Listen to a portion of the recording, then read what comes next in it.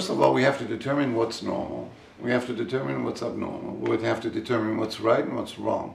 And I'm not a Manichaeist. Manichaeists are the people who live between good and bad, evil and, you know, hell and heaven and all that crap. These are things that only idiots or simplistic people, non-thinkers, can come up.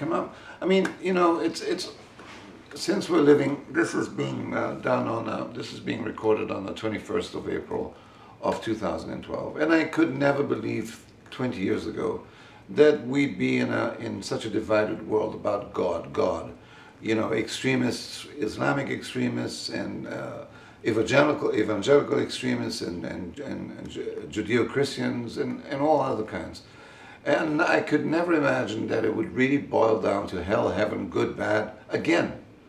But again, history is in cycles, you know. We're not living in pragmatic times. We're living in very dogmatic times. And maybe there is no space, artistically speaking, maybe there is no space for abnormal thinking.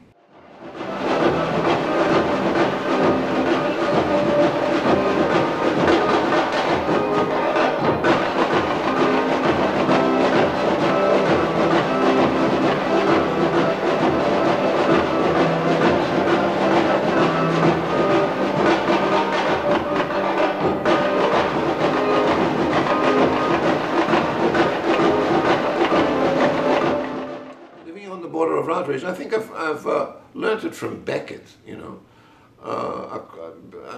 because Beckett was, at that time, in the mid-50s, early 60s, in Paris, found to be outrageous. Now, you know, people go and see Waiting for Godot on Broadway, you know. I mean, whoever could have imagined that, you know, Beckett would be a success on Broadway or in the West End in London. So outrageousness becomes part of the mainstream, little by little.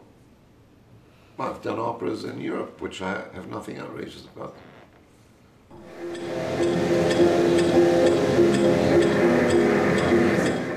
Words determine, in many ways that we can imagine, words determine, language determines who we are and what we say, and how we express ourselves. For instance, I'll give you an example. The Germans have a very direct, almost unmalleable, unflexible way of thinking. Maybe that's why they get themselves into so much trouble, always, political trouble. And I don't even have to mention why. The language they use is very rigid. Therefore, they follow a very rigid way of thinking. It's no such, you know, if I say that I have a meeting at 12, it is at 12.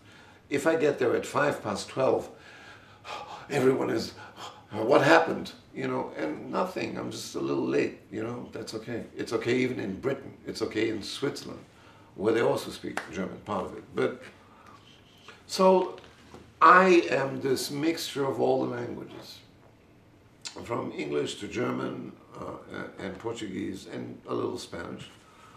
And I see language as a concrete thing. For me, it's concrete. You know, when I use the word love, I cannot escape the fact that I put a G in front of it and it becomes a glove, you know. And love is, the usual shape of love is the heart, yeah. People send hearts, love. But if you add a little finger to the shape of a heart, it does become a glove, kind of glove. A mitten, you know, a winter glove, where these fingers are all encompassed in one thing, but this one is up for Facebook likes, you know. And so I think in concrete, I look at a word and I always think of what way can I break it down, because etymology is all about how the Latin words made it into the Anglo-Saxons, how the Saxon word came into the Celtic language, how the Gaelic language implicated in so many others. So we are a mixture of influences, back from the Greeks, from the Egyptian pharaohs, you know, or to all the modern German concrete poets and so on. So I look at language, I don't take language all that seriously, because I know it can be broken down and it can be exactly the opposite of what an affirmation is. You can make an affirmation and then at the end you put a question mark. And then you put a smile at the end. It doesn't mean nothing. You know, it means nothing at all.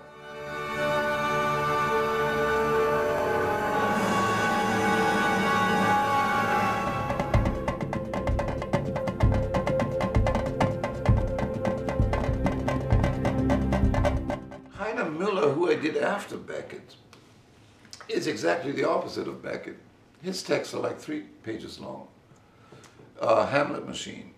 It's the machine that drives Hamlet. It's not about Hamlet, it's about the machine that drives the to be or not to be, the existing or not existing, to do or not to do. It's the breaking down of that thing. Medea Material is about a mother killing children for love. It's about the machine that drives Medea and all the Greek tragedies, quote unquote. Quartet, which is based on Claude Laclau's Liaison Dangereuse, is based on the machine that drives sex or sensuality. It's not sexual, it is sensual, but it's wordy, it's a manifesto. I now, in 2012, very much regret having done Heine Miller, because he's a great writer of manifestos, but he's not, in my opinion, a theatrical writer. And that's why nobody's staging him that I know in the world. Or few people are, but not many.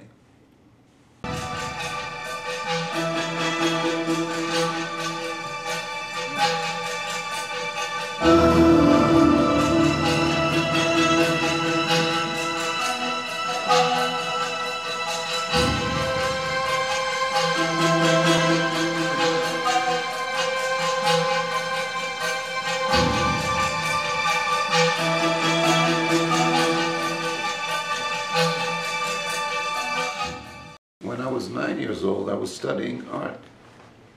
My parents realized that I was not good at school, but I was drawing a hell of a lot. So why not go and study art with the best guy in Brazil called Ivan Serpa? But not studying painting, because they thought, you know that stuff, you know how to do that, you know. Because they had a painting class, you know, where old women, instead of taking French lessons or driving lessons, you know, they would paint. They would learn how to paint a nude, a woman, or a bottle, or a pear, or an apple. He wanted me in the discussion group, in the theory group, where I was 9 and all the other people were 30, 35 years old. And they were discussing the existence or the non-existence of Dadaism and Surrealism and all, Impressionism. And I thought, oh, you know, I don't even understand what they're saying. It's all foreign language to me. But once a week I had to present a piece of drawing, painting, whatever. And once a week he used to tear it up, you know, right? And I used to I held my tears. I was 9 years old, and I tried to be perfect. The black was painted over and over and over, and it was supposed to be. And he said, you're making a big mistake because you're pursuing art, and it's not like that. It's art that needs to pursue you. It's the work of art that needs to hit you in the back. You don't follow it. It follows you. You're the vehicle for it. And then I relaxed after that particular comment. And I came back a week later, and he said, well, let me see your art. And I said, this is what you get.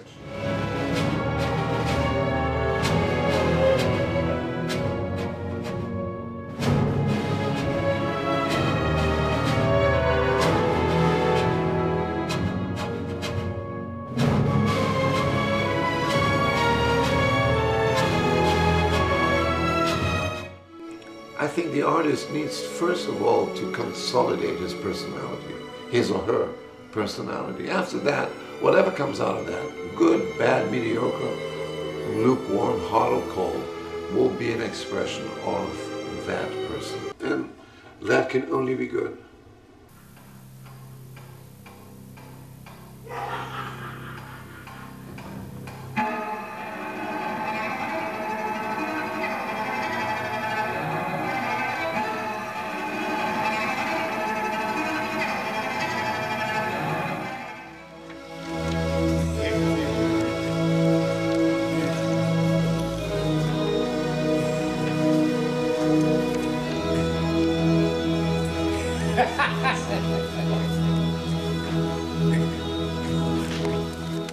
I always wanted theater.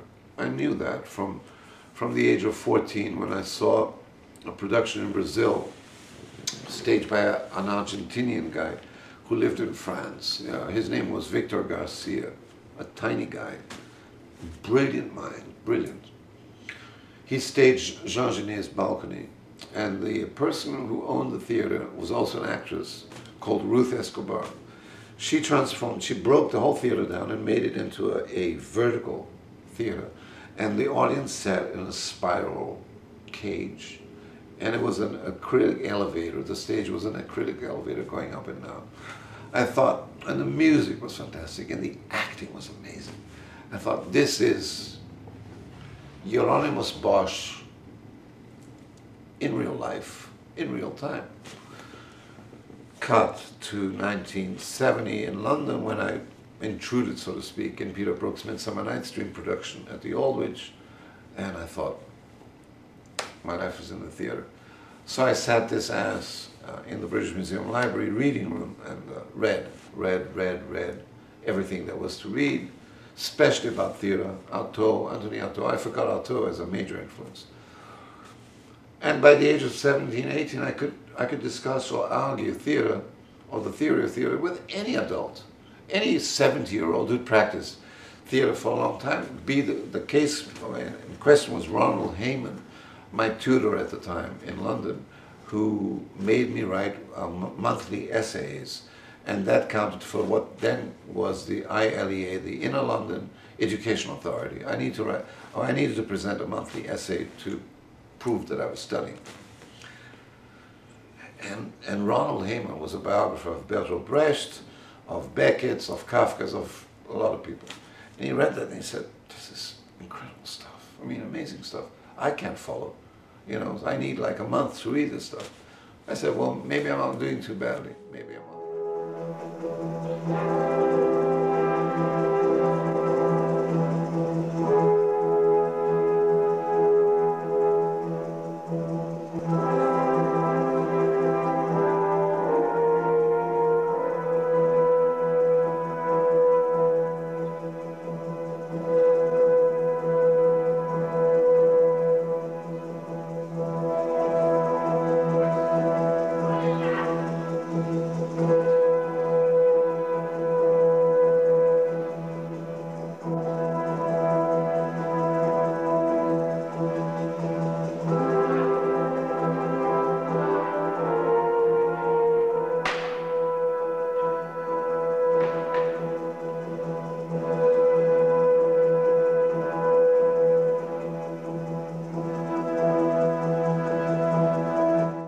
My art is not about entertaining people. So what I do is a trick. I use a lot of entertaining factors like the lights and the music to suck people into my nightmare, you know? Because they wouldn't buy my nightmare if it was dry and cut like that. Nightmare. Mephisto seduces Faust by being a beautiful, languid figure. Otherwise, if he presents himself as a repulsive creature, well, then nobody would, you know, buy into it.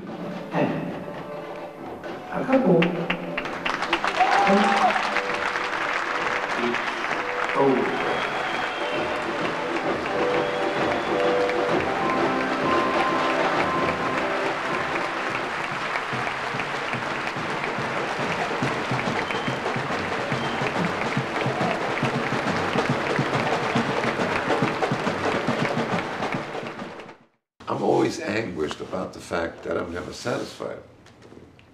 But then I look, thank God, I have a little bit of historical knowledge to know that no artist is ever satisfied. Picasso painted over his initial Guernica 100 times. You could even see through the layers of paint that there was a sketch there before. You know, thank God the final version is what it is, because it's the greatest painting ever. Same with Rembrandt, same with Francis Bacon. Kafka wanted all his works to be burnt by Max Brod, his best friend. Thank God he didn't burn them. I mean, we have Kafka. People are not sure about their own talents. People are not sure about their own lack of talent. The only thing we can really do is to go on working.